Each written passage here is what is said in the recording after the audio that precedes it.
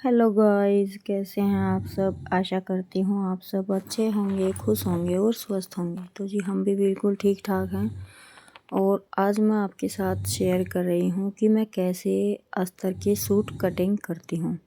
आप भी आसानी से कर सकते हैं। अगर आप सूट सिलाई नहीं करते हैं तो भी आप थोड़ी सी प्रैक्टिस के साथ ये काम आसानी से कर सकते हैं। तो देखिए मैं अपना ही तरीका बता रही हूँ, क्योंकि देखिए सूट तो हर कोई सिलता है, बड़े से बड़े टेलर भी, और हमारे जैसे छोटे ये सिलाई का काम करते हैं वो लोग भी सूट ही सिलते हैं। लेकिन सबका तरीका थोड़ा थोड़ा अलग हो जाता है, लेकिन बनकर तो तैयार सूट ही होता है। तो इनर का सूट मैं किस तरीके से कट करती हूँ वो मैं आपको बता रही हूँ। तो यहाँ पे मैंने इनर को बिछा लिया है। जितनी मुझे इसकी झोली तैयार करनी है उतना ही नाप कर मैंने कपड़ा कट कर लिया है। तो अभी तो मैं बस आपको आइडिया बता रही हूँ। अगर आपको जैसे ज़रूरत हो ना तो आप साइज़ बता देना, उस हिसाब से मैं आपको कटिंग करके बता दूँगी। तो यहाँ पे मुझे 21 इंच की झोली तैयार करनी थी, 2 इंच मैंने एक्स्ट्रा लिया है। तो इस मेजरमेंट के साथ मैंने कपड़ा फोल्ड कर लिया है अस्तर का। तो अभी जो मैं ये सूट ले रही हूँ ये है ऑर्गेन्जा स्टफ़।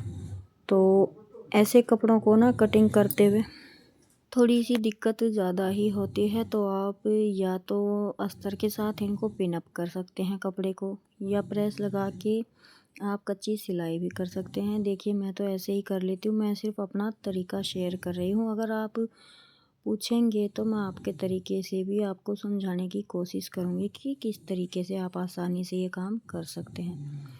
तो यहाँ पे जो स्टिच हुआ आता है ना, दोनों पार्ट फ्रंट और बैक, मैंने उनको अलग अलग कर लिया है। और यहाँ पे आप देख रहे होंगे मैं बार बार फ़ोन की तरफ देख रही हूँ। तो एक फ़ोन मेरा लाइव पे है और एक से मैं वीडियो शूट कर रही हूँ आपके लिए। तो बिल्कुल इजी तरीके से मैं सूट कटिंग करती हूँ और स्टिचिंग करती हूँ। ज़्यादा कुछ मेजरमेंट मैं कभी भी यूज़ नहीं करती हूँ। तो ऑर्गेन्जा स्टफ़र बहुत ही प्यारा वर्क हो रखा है इसमें, धागे का और स्टोन वर्क था। तो अभी मैंने अस्तर दोनों ही बिछा लिए हैं, बैक और फ्रंट में। जो मेन फैब्रिक है उसका फ्रंट लिया है मैंने, बैक पार्ट को अभी रख दिया है साइड में, क्योंकि बैक पार्ट में से हमें निकालनी होती है बाजू। तो यहाँ पर इसी सूट की मैंने एक शॉर्ट डाली थी कल, तो उस पर मेरी एक सिस्टर का कमेंट आया है, जिनकी आईडी का नाम है न्यू सिलाई कटाई। हाँ शायद यही नाम है, अगर गलत बोल गई हूँ तो सॉरी सिस्टर।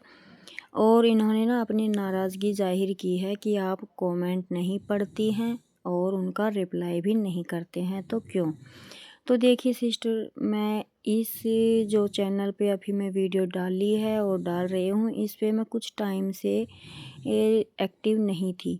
अभी सर्दियों की वजह से, क्योंकि सर्दियों में दिन छोटे होते हैं और इस वजह से थोड़ा सा एक ही चैनल में मैनेज कर पा रही थी। कपड़े सिल रही थी, ऐसा बात नहीं है, लेकिन थोड़ा सा जैसे होता है ना, अपने काम के हिसाब से आगे पीछे करके थोड़ा सीम लिया, फिर बीच में काम कर लिया, इस तरीके से।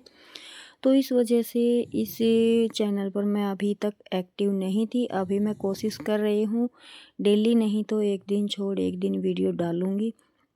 और आगे से मैं कोशिश करूँगी मेरे दोनों ही चैनल पर कोई कमेंट अगर आता है तो मैं उसका रिप्लाई वीडियो के ज़रिए भी करूँ और कमेंट में भी करूँ।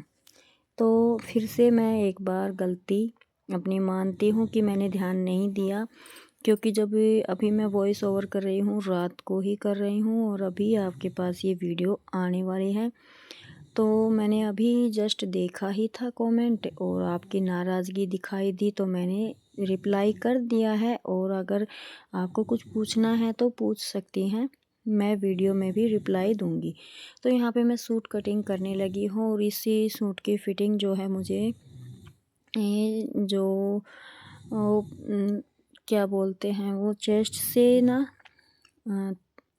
हाँ सॉरी, मैं सिंपल तरीके से ही कट करती हूँ। मैं ज़्यादा जैसे माइनस से प्लस के चक्कर में नहीं पड़ती। तो यहाँ ऊपर से जो फिटिंग होती है हमारी चेस्ट की, वहाँ से हमें लगाने हैं इस पर 20 के निशान।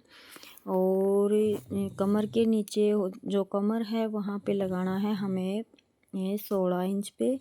और क्योंकि ये तैयार नाप मैं आपको बता रही हूँ और दामन इसका 21 तैयार करना था तो 21 ही चाक, तो इस हिसाब से मैंने ये सूट कट किया है। और सूट के साथ ही मेरा इनर भी कट हो गया, बैक भी और फ्रंट भी। तो मैंने फ्रंट का पार्ट को उठाया, इनर को और मेन फैब्रिक को, और उसकी जो आगे की छटाई थी वो साथ के साथ कर दी।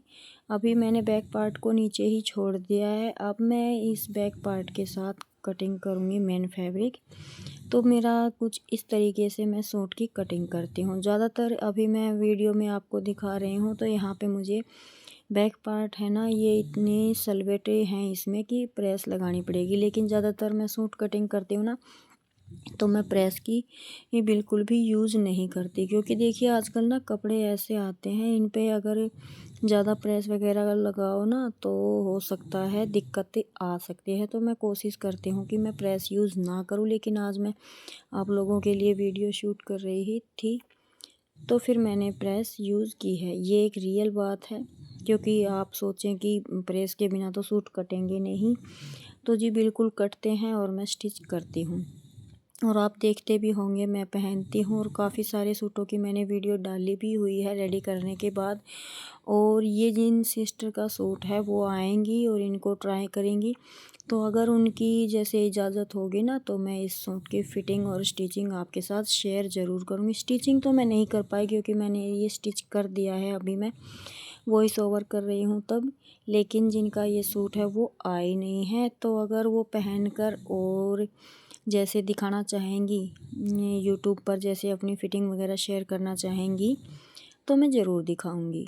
लेकिन सूट की सिलाई मैंने कर दी है। तो बैक पार्ट पर मैं आपको समझाने के लिए ही हल्की हल्की प्रेस लगा रही हूँ, क्योंकि ऑर्गेन्जा स्टफ़ है, ये सॉफ्ट ऑर्गेन्जा है और ये ना कपड़ा प्रेस इसको जल्दी ही पकड़ लेती है। तो मैं ऐसा रिस्क लेती नहीं हूँ, बस वीडियो के माध्यम से मैं आपको ये बताना चाह रही हूँ। अगर आपका खुद का कपड़ा है या सिलाई का है और आपका हाथ साफ़ है प्रेस के मामले में, तो आप प्रेस लगा के कटिंग करेंगे ना तो थोड़ा सा सफाई के साथ सूट हमारा कटिंग होगा। तो बस यहाँ पे मैंने इसकी सलवटें निकाल ली है, और मैंने वीडियो को ना बिल्कुल भी फास्ट नहीं किया है। पैंट की कटिंग है वो अलग वीडियो आएगी, क्योंकि वीडियो ज़्यादा लंबी हो जाती है। तो अगर आपको कुछ भी जानना है, पूछना है, तो आप कमेंट के ज़रिए पूछ सकते हैं। मैं पूरी कोशिश करूँगी जिस तरीके से मैं कपड़े सिलती हूँ, कटिंग करती हूँ, मैं वो तरीका आपके साथ शेयर ज़रूर करूँगी। तो जी यहाँ पे मैंने प्रेस लगा ली है और अभी कर देते हैं इसकी भी कटिंग। तो मैंने जितना अपना फोल्ड इसमें लेना है, क्योंकि हमें इसी में से बाजू भी निकालनी है। तो एक जब एक काम को डेली डेली करते रहते हैं ना तो उसका आइडिया हमें हो ही जाता है। तो ज़्यादा जैसे इंची टेप वगैरह और पैंट कटिंग करने के लिए शेप पट्टी जो होती है, मैं उन सब का यूज़ नहीं करती हूँ। काफ़ी टाइम हो गया है सिलाई करते हुए, तो एक तरह से ये समझ लीजिए कि हाथ सेट हो गया है। और देखिए इंसान गलतियों का पुतला होता है, ऐसा तो है नहीं कि मुझसे कोई गलती कभी होती नहीं है या कभी होगी नहीं। गलतियां होती रहती हैं और अपनी गलतियों से ही सीखते हैं। तो यहाँ पे मैंने मेन फैब्रिक को पहले फ़ोल्ड करके बिछा लिया था, क्योंकि इस पर मैंने प्रेस लगाई थी तो अच्छे से इसकी फिनिशिंग आ गई है फ़ोल्ड होने के बाद। और अभी जो मैंने इनर बैक पार्ट कट करके रखा था उसको इसके ऊपर लगा लिया है। अगर आपका हाथ सेट नहीं है तो आप यहाँ पे पिन कर सकते हैं, कच्चा भी कर सकते हैं, उसके बाद इसे कटिंग कर सकते हैं। लेकिन देखिए मैंने तो इसी तरीके से शुरू से ही मैंने कभी पिन अप या कच्ची सिलाई या किसी भी तरह के का ग्लू वगैरह यूज़ करके कभी भी सूट ना कट किए और ना स्टिच किए। तो मेरा शुरू से ही ऐसे ही हाथ सेट है और मैं सिलाई भी ऐसे ही कर लेती हूँ, कभी भी कच्चा वगैरह नहीं करती हूँ। लेकिन अगर आपको दिक्कत हो रही है तो आप साइड में कच्चा करके इनर को और मेन फैब्रिक को पहले जॉइंट कर सकते हैं, उसके बाद आप इसकी सिलाई कर सकते हैं। तो मैंने बड़े अच्छे तरीके से आपको समझाने की कोशिश की है और वीडियो को ना कहीं से स्किप किया है ना ही फास्ट किया है। तो आपको अच्छे से दिखाई भी दे गया होगा कि मैंने किस तरीके से सूट की कटिंग की है। फ्रंट पार्ट कट गया और बैक पार्ट कट गया। अभी जो कपड़ा बच गया है हमारा, इसमें से मुझे निकालने हैं बाजू।